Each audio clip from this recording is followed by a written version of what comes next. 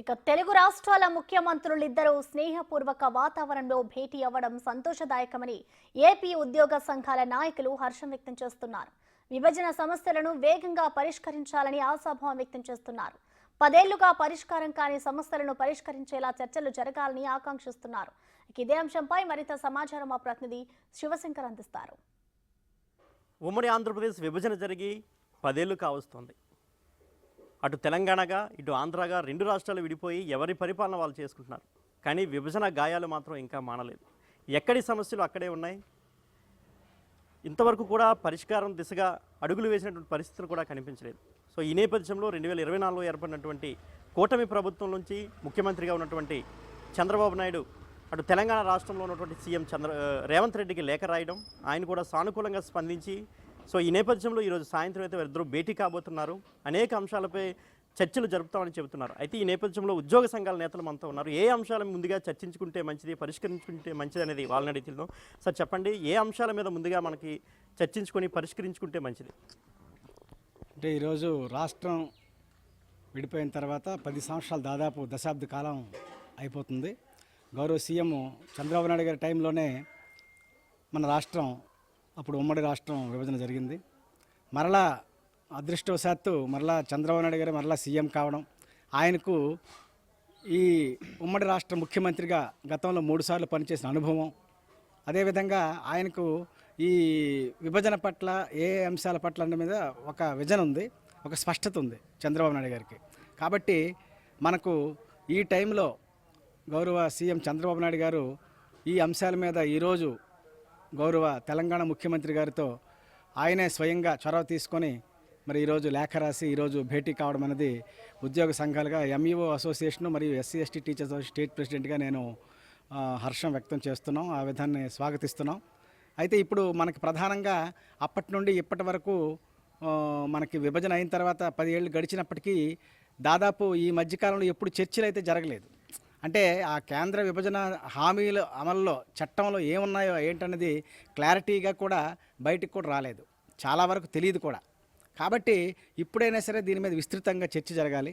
చర్చ జరిగిన తర్వాత మన ఆంధ్రప్రదేశ్ రాష్ట్రం ఎంతో లోటు బడ్జెట్తో ఉంది. అప్పటికే చాలా వరకు మనం విలువైనటువంటి ఆస్తులు, తర్వాత మన సంపద అంతా కూడా చాలా వరకు కోల్పోయాం, ఆదాయాన్ని కూడా కోల్పోయాం. కాబట్టి ఈ నేపథ్యంలో పోలవరం కావచ్చు, లేకపోతే మనకు ఉన్నటువంటి ముంపు గ్రామాలు కావచ్చు, అటన్నిటి సమస్యలు చంద్రబాబు నాయుడు గారి టైంలోనే ఆయన పరిష్కారం చేశారు. ఒక 7 మండలాలని ఆయన చొరవ తీసుకొని మన ఆంధ్రప్రదేశ్లో ఆయన కల్పించడం జరిగింది, భద్రాచలం అదంతా కూడా. అయితే ఇప్పుడు ఈ నేపథ్యంలో మరి ముఖ్యమంత్రి స్వయంగా ఆయనతో భేటీ కావడం, ఈ 2 రాష్ట్రాల తాలూకా ప్రయోజనాలే మరి లక్ష్యంగా మరి ముఖ్యమంత్రి గారు ఈ యొక్క చొరవ తీసుకుంటున్నారు. ముఖ్యంగా మా ఉద్యోగస్తుల తరపున ఏంటంటే చాలామంది ఇంకా కూడా విభజన అయిన తర్వాత కూడా ఆ బ్యూరోక్రాట్స్, ఐఏఎస్లు కానీ లేకపోతే వివిధ డిపార్ట్మెంట్స్ నుండి, అంటే ఇరిగేషన్ జలవనరుల శాఖ నుండి కానీ మంచి మంచి ఇంజనీర్స్ కానీ అక్కడ కూడా ఉన్నారు హైదరాబాద్లో. వాళ్ళని కూడా మనం ఇక్కడ తీసుకురావడానికి అవకాశం ఉండాలి. అంటే మన రాష్ట్రాన్ని కూడా అభివృద్ధి చేయడానికి వాళ్ళ తాలూకా ఆఫీసర్స్ తాలూకా మరి అపాయింట్మెంట్స్ కానీ డెప్యుటేషన్స్ కానీ అవన్నీ కూడా కొనసాగించాలి. ఏదో ఇప్పుడు టైం అయిపోయిందని చెప్పి మనం అంతటినీ కూడా ఒకేసారి మరి ఉమ్మడి ఆంధ్రప్రదేశ్కి రాజధానిగా ఉన్నటువంటి హైదరాబాద్ని ఒకేసారి మరి లేదు అని అనేకంటే మనం ఇంకా కొంతకాలం దీన్ని ఈ సమస్యలు పరిష్కారం అయ్యేంత వరకు కూడా ఉమ్మడి రాజధానిగా హైదరాబాద్ని కొనసాగిస్తూ ఎలాగో మన గౌరవ ముఖ్యమంత్రి గారు ఇప్పుడు అమరావతి నిర్మాణానికి అడుగులు వేస్తున్నారు. మరి దీనికి కొంచెం టైం కావాలి.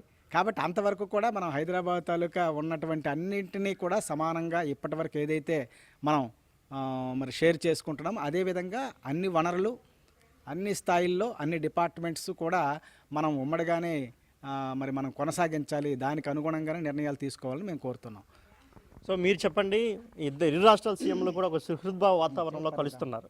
సో మీరు ఏ విధంగా చూస్తారు దీన్ని? రాష్ట్రం విడిపోయి 10 సంవత్సరాలు జరుగుతుంది, కానీ మన ఏపీ వచ్చిన తర్వాత రాజధాని లేదు, అలాగే ఉద్యోగ అవకాశాలు చాలా తక్కువ ఉన్నాయి. చంద్రబాబు నాయుడు గారు గతంలో రాష్ట్రం విడిపోయిన తర్వాత ఫస్ట్ సీఎంగా చంద్రబాబు నాయుడు గారు పరిపాలించారు. కానీ రాజధాని లేక రాష్ట్రం విలువలిపోయింది.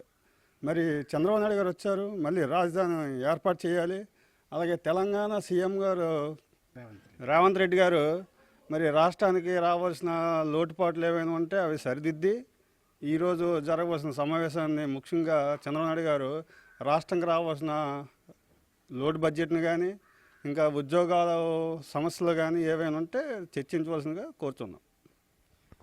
సో ఇది ఉద్యోగ సంఘాల నేతలు చెబుతున్నారు. ఇద్దరూ కలవడం అయితే హర్షం వ్యక్తం చేస్తున్నారు. దాంతోపాటుగా అన్ని సమస్యలు కూడా సత్వరమే పరిష్కరించుకుంటే అటు రెండు రాష్ట్రాలకు కూడా ఎంతో మంచిదని అయితే వారు అభిప్రాయపడుతున్నారు. కేవలం హరీష్తో శివశంకర్, బిగ్ టీవీ, పార్వతీపురం.